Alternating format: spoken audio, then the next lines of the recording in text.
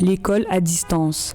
Il s'agit du nouveau système éducatif marocain qui sera mis en place dès le 7 septembre 2020 dans le pays. Les autorités gouvernementales ont indiqué que la mesure sera appliquée dans les établissements publics et privés ainsi que dans les écoles des missions étrangères. Cette décision trouve son fondement dans la situation épidémiologique inquiétante que vit actuellement le pays, marqué par une augmentation sensible des cas de contamination, du nombre de cas critiques et de décès.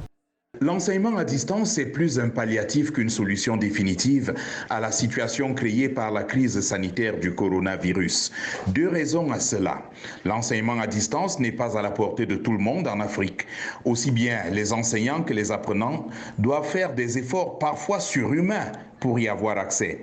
Il faudrait par exemple disposer d'un ordinateur, d'un téléphone Android, d'électricité et de réseaux Internet pour le rendre possible.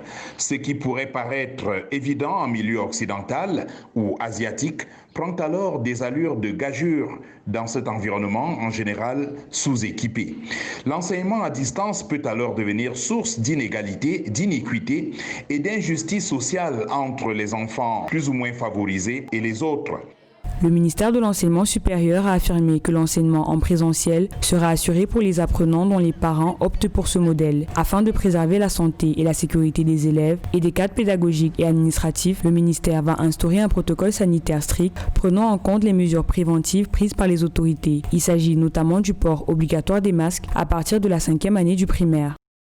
Ce qu'il faut comprendre, c'est que les mesures barrières, c'est juste pour limiter la transmission du virus qui donne la COVID-19. Le problème avec les mesures barrières, c'est qu'il faut se rassurer que les établissements aient pris les dispositions nécessaires pour que les enfants puissent se laver les mains régulièrement, puissent changer les masques. Mais il faut se rassurer que toutes les 5 ou 10 minutes, chaque fois qu'un enfant va toucher quelque chose, il faut qu'il veille à se laver les mains. C'est beaucoup plus facile chez les adolescents et autres, mais c'est pas évident chez les enfants qui sont à la maternelle et cours préparatoire et autres. Le ministère de l'Éducation nationale a invité les cadres pédagogiques et administratifs, les familles et tous les acteurs de la société à s'impliquer efficacement en vue de faire aboutir et mettre en œuvre les mesures qui seront adoptées. Ceci dans l'objectif de garantir le droit de tous les apprenants à l'éducation.